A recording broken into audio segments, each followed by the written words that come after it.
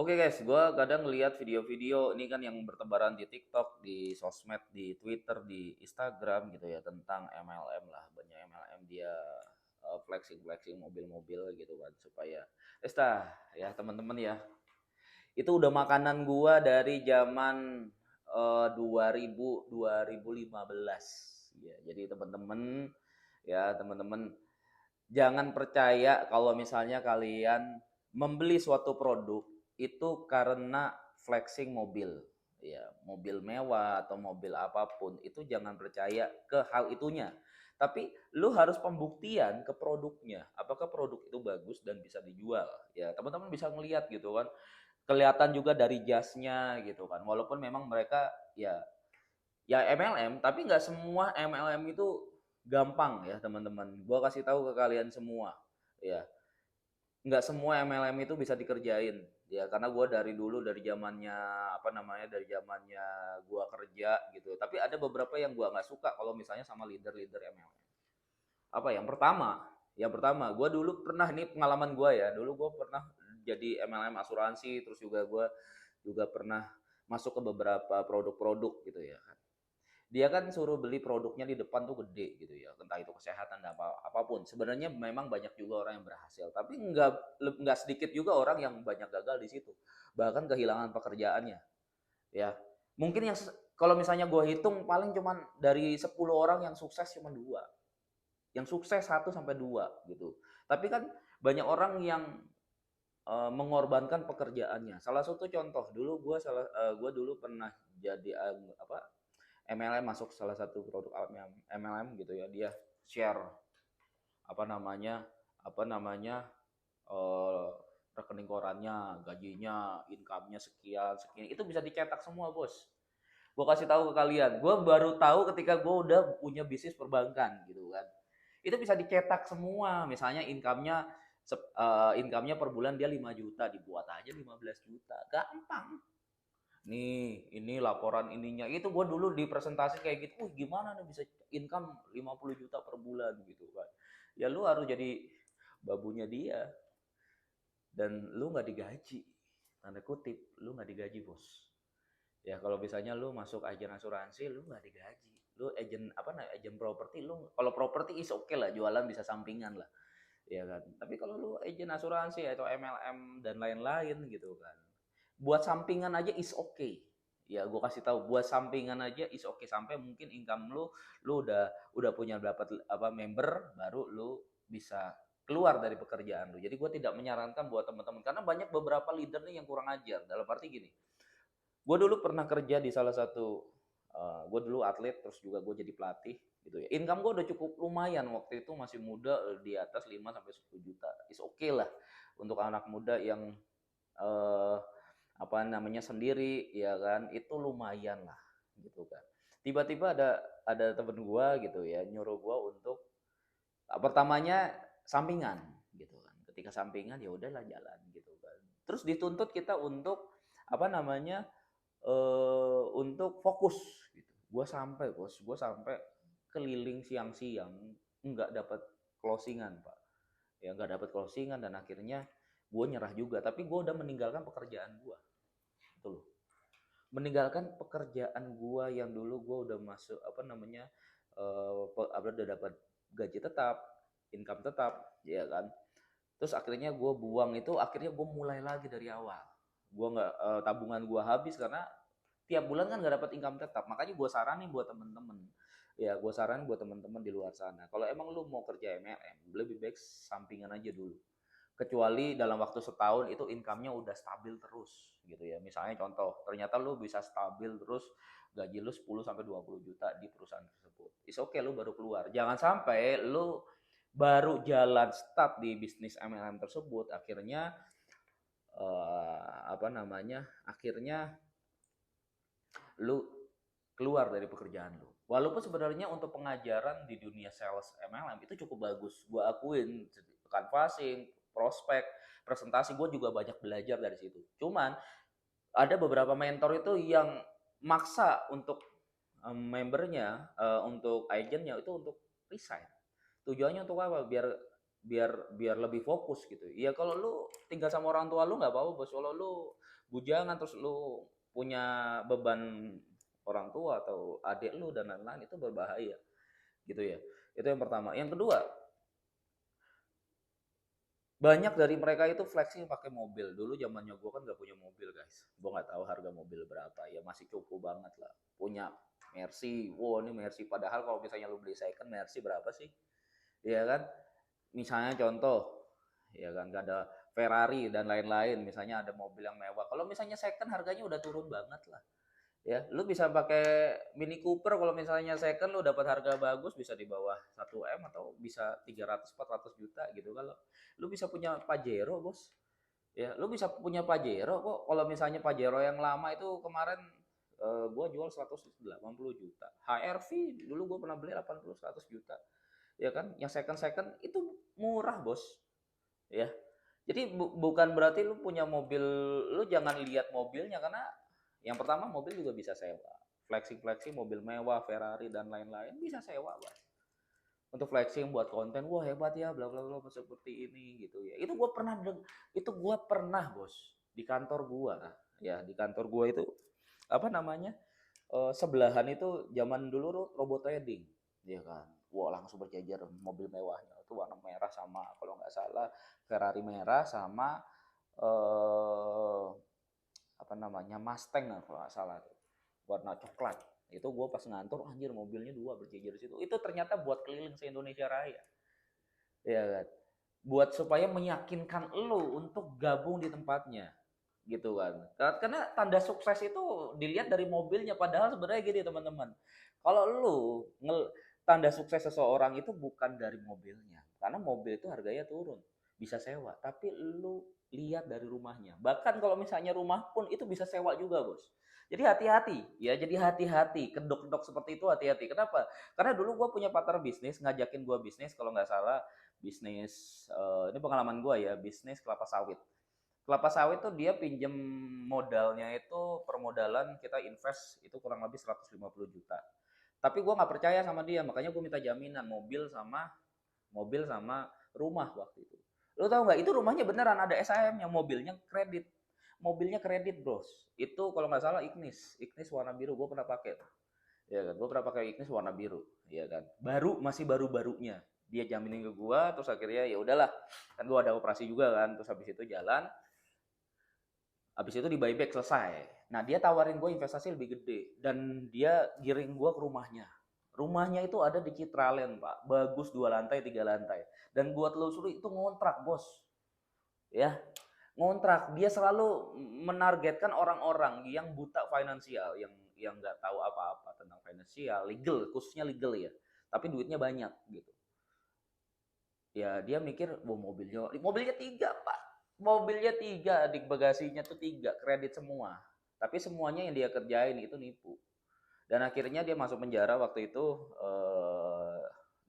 dituntut sama apa namanya, dituntut sama nasabahnya, ya nasabahnya dia tuntut, terus habis itu setelah dituntut dia dijeblosin pembaja, masuknya pidana karena seandainya waktu itu bos, waktu itu akhirnya gua ikut investasi ke dia, tidak megang apa-apa, uang gua hilang. Ya udah gua penjarain dia, butuh duit pasti pengacara, bayar pengacara untuk penjarain ya, duit gua hilang, buat penjarain gua hilang juga, nggak balik duit gua. Misalnya gua invest 1 miliar di situ, terus gua karena dia nipu gua penjarain gitu ya, masuk lagi kena apa namanya bayar pengacara dan lain-lain, udah duit gua hilang nggak balik. Ya sakit hati cuman puas aja, tapi gua ngapain capek-capek kayak gitu, ya kan. Lebih baik ketika orang ngomong sama gue. Makanya tuh dari dulu tuh kalau misalnya mentor-mentor trading itu dari zamannya dulu gitu ya, gue ditawarin beberapa investasi gitu ya, ditawarin beberapa investasi yang katanya bisa profit 1% 1 hari gitu ya, 1% 1 hari bos, ya kan. Kalau 30 hari berarti 30%. Kita pakai logika dulu aja, kita pakai logika dulu. Kalau lu ditawarin investasi 1 hari 1%, 30 hari, ngapain dia capek-capek nyari member gitu loh. Ngapain dia capek-capek cari customer? Ya dipakai duit bank aja, puterin duit bank. Dia punya aset properti, dia masukin bank, udah nutup. Keuntungannya keuntungannya sebulan aja 30%. Berarti setahun udah balik modal, setahun utangnya lunas, pinjem lagi, gulung compounding lagi.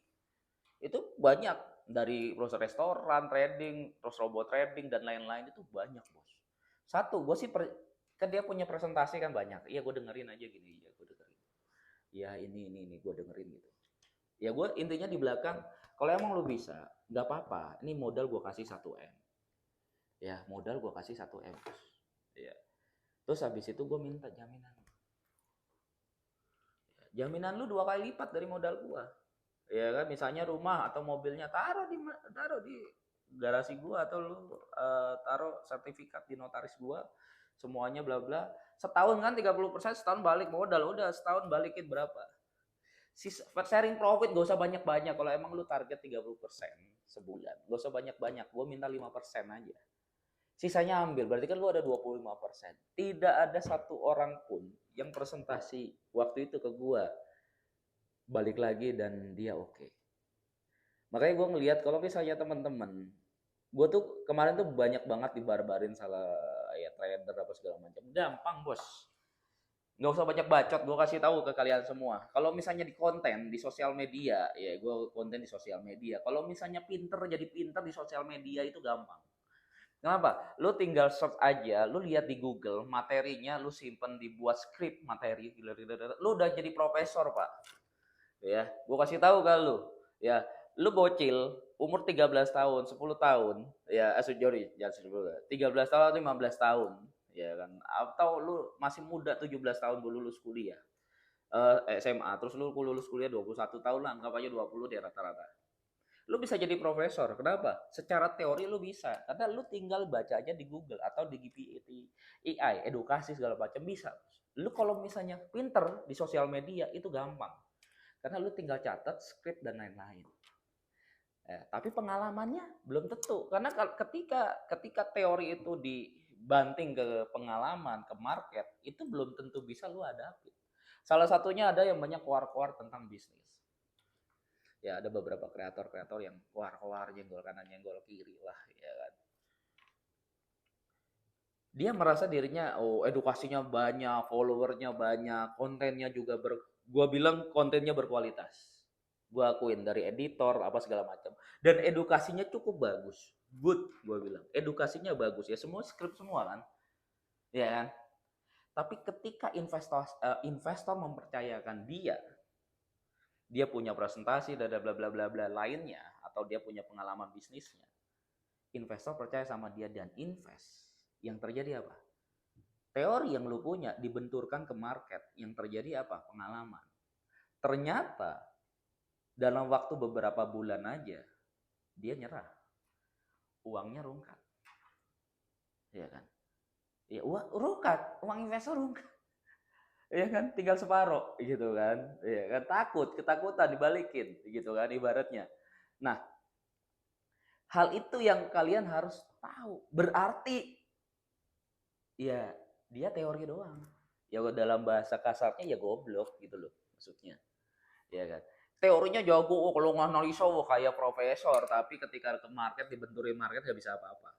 Itulah real yang terjadi ketika kalian bisnis atau apapun, ya semuanya itu ketika kalian punya teori, benturin ke market. Nah, ini ketahuan, oh ini salahnya di sini. Nggak bisa nyerah, itu yang terjadi di dalam bisnis gua. Ya. Harusnya investor minta jaminan. Kalau emang mulut lu bacot lu keren gitu kan. Kita ngomong bacotnya keren. Ya, jadi gue investasi 100 miliar atau 2 miliar atau 10 miliar. Mana jaminan lu? Lu aja nggak punya duit kok. Kan ibaratnya gitu. Mana jaminan? Kalau gue gampang. Bos, lu mau investasi gak di perusahaan gue? 1 M. Oke, gue kasih jaminan. Ya karena gue punya properti. Ya daripada gue diemin, ada yang gue masukin ke bank, ada yang gue diemin aja, gue kontrakin, gue sewain, ya kan. Ada yang ditinggalin kosong, nganggur, ada investor, gue tawarin, lu mau nggak investasi perusahaan gue, profitnya sekian sekian sekian, ini pegang jaminannya. Kalau emang nanti rungkat, ambil propertinya, dan propertinya 2 kali lipat daripada modal yang dia masuk, nggak mungkin gue nggak balikin, gitu loh. Karena apa? Gue punya hitungannya, gue yakin. Ya kenapa gue kasih jaminan? Karena gue yakin, bos. pasti profit karena ada hitungannya, ada rekam jejaknya gitu. Ada yang kedua, beberapa pengusaha dia buku rekening korannya di setting, diedit. Ya kan ada banyak kayak gitu. Iya kan? Makanya ketika lu banyak bacot gitu ya. Ketika lu banyak bacot teori-teori sini gua taruh di meja, gua investasi ke lu berapa? 1 miliar, ya kan? Buktiin. Dari dulu tuh gua kayak gitu, Bos. Ya, dari dulu tuh gua kayak gitu. Makanya gua ngeliat di sosial media itu omong kosong semua. Real bisnisnya tuh nggak ada. Makanya banyak investor-investor tuh ketipunya di situ. Kelihatan pakai mobil mewah padahal sewa, terus misalnya rumahnya bagus padahal juga sewa gitu kan. Yang real-real aja lah. Kalau emang ya ini bisnis gua emang apa namanya, misalnya ada beberapa orang yang kadang naik motor, Pak. Ini gue kasih tahu ya. Kemana-mana naik motor, beli jangkrik, iya kan, iya kan. Terus nggak pakai itu, wis ini entok wis. Celana pendek, wis gembel, kelihatan gembel. Tapi investasi di gua 501 miliar, bahkan dia punya ruko yang nilainya 3 sampai 4 M. Dia kemana-mana tuh naik motoran gitu. Ada mobil, anaknya tuh apa namanya, kuliah di luar negeri semua, Bos. Ya sederhana banget, cuma rumahnya di Citraland gitu ya, di Citraland, rumah bagus lah, bahasa. Ada beberapa yang kayak gitu, ya kan? Dan mereka minta jaminan. Ya biasanya yang pintar-pintar itu minta jaminan. Ya ada orang dulu gua pembeli gitu ya, ada orang yang naik motor mau beli rumah gua. Waktu itu di daerah Juanda gitu ya, Surabaya. Ada 2 orang yang mau beli rumah gua. Yang satu naik mobil, tampilannya necis gitu ya, kayak gitu lah. Ya ada yang satu bawa motoran. Lu tahu nggak? Yang beli cash itu malah bawa motor. Gua aja yang lihat aja nggak percaya. Yang satu tuh ngemis-ngemis malah kredit. Jadi buat teman-teman di luar sana ya, nggak semua yang lu lihat itu kelihatan miskin, itu dia nggak punya duit, Bos. Dan nggak semua yang lu lihat itu kelihatan kaya, itu duitnya banyak. Ya, ini tips buat kalian. Terus gimana, Bang? Tahu dia punya duit atau enggak? Gampang. Punya duit apa enggak itu dilihat dari rekening korannya. Atau rekeningnya tuh berapa, kan ketahuan nomor rekeningnya berapa. Bisa dicek lah sama tim gua. Ya kan? Oh, dia punya duitnya sekian, ini sekiannya lu juga bisa cek. Ya kan, semuanya. Kalau misalnya lu orang dalam apa bahkan lu kelihatan, oh ini duitnya sekian, ini sekian, kayak gitu kan. Ya kan, orang bank juga pasti tahu lah, ya kan. Nah, makanya gua kasih tahu ke teman-teman semua. Itu yang pertama. Yang kedua kan ketahuan dari omongannya. Ya kan, ini marketing, ini investor, atau itu pengalaman gue udah lebih dari 10 tahun, Bos. Udah lebih dari 10 tahun. Makanya gue kalau misalnya ngelihat edukasi di luar sana, flexing terus dan lu percaya gitu ya. Waduh, goblok. Gue bilang. Kenapa? Ya karena sesuatu yang lu lihat itu harus dites dulu. Iya kan? Ditesnya dari mana? Lu berani nggak? Ketika lu ngomong gitu, lu coba bisnis bisa nggak? Iya kan? Jangan dia baru belajar dan baru belajar dan akhirnya duit lu itu sebagai tumbal gitu kan. Makanya gua kasih tahu teman-teman, ini kan pengalaman hidup gua juga gitu ya. Dan gua juga banyak lihat banyak orang yang kedabrus lah, ngomongnya terlalu tinggi gitu ya kan. Duitnya juga nggak ada gitu kan. Duitnya juga nggak ada, Bos. Makanya kalau menurut gua tuh humble aja lah, dalam arti, dan kalian sebagai investor pinter-pinter lah dalam apa, memilih partner gitu kan. Karena gua ngelihat di Indonesia ini, orang Indonesia ini gampang banget tertipu dengan penampilan luar. Mobilnya mewah itu, ada beberapa dulu tuh ada kena scam gitu ya. Jadi di emas khususnya dulu ada trading emas juga, dia apa namanya, money game lah dulu. Kelihatannya ada apa namanya, emasnya di dalam padahal nggak ada. Terus apa namanya, dia punya mobilnya tuh 3, mobilnya keren-keren gitu ya. Dia percayain ya kan, profitnya sekitar seminggu 2% waktu itu.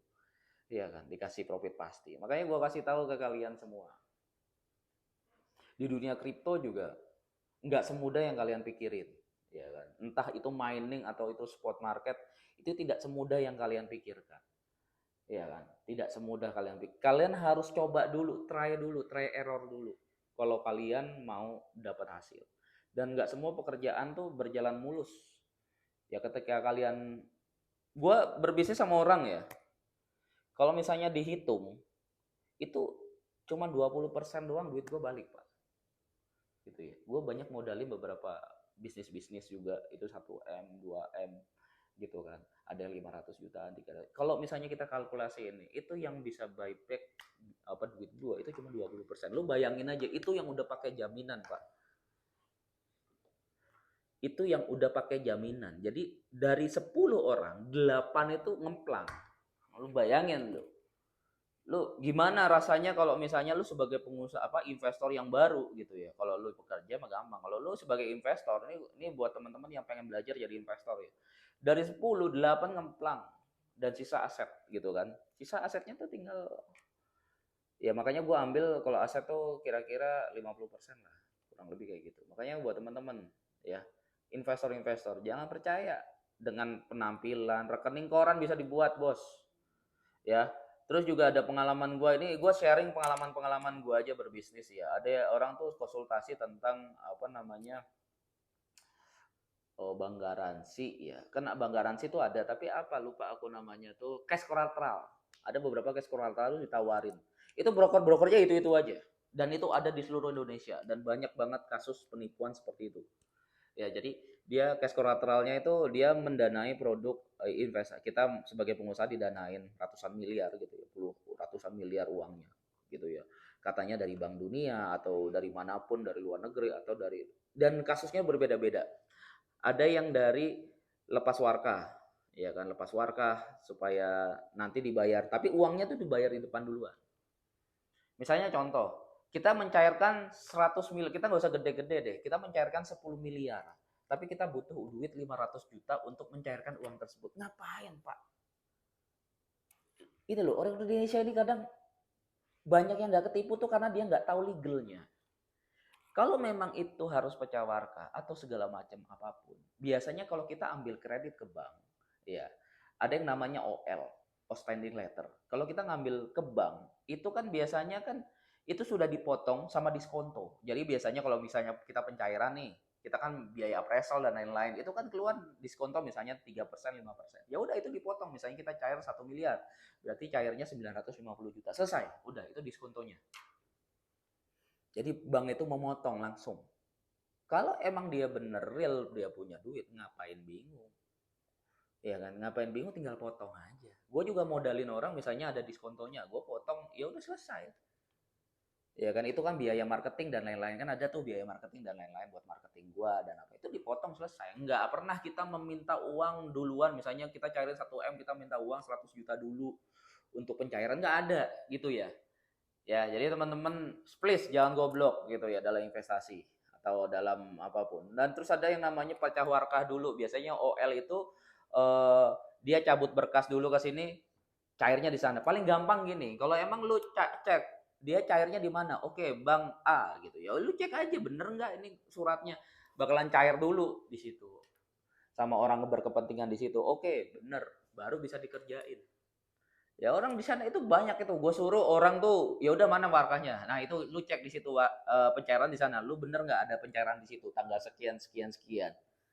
Ada cost collateral itu buat teman-teman itu deposito, kalian punya deposito itu bisa dijadiin kredit ya tanpa harus pegang jaminan. Jadi deposito lu sebagai jaminan kredit itu cair 90%, 99%, tapi tetap lu makan bunga, dipakai nanti di buyback lagi.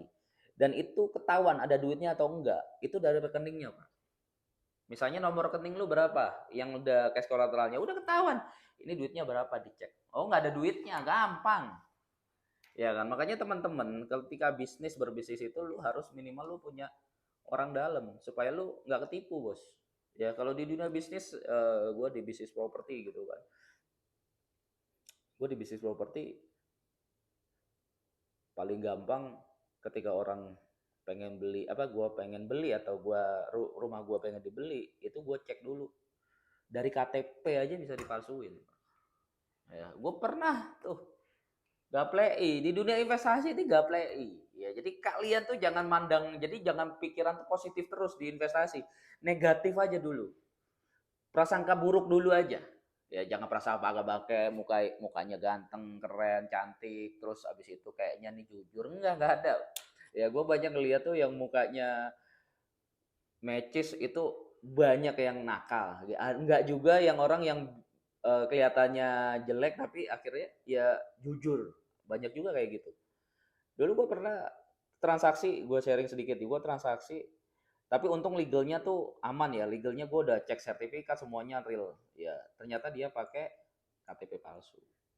Ya ini juga buat teman-teman di luar sana, buat pelajaran juga. Jadi istrinya itu pakai KTP palsu suaminya, karena suaminya itu apa namanya kerjanya di luar negeri dan jarang banget pulang.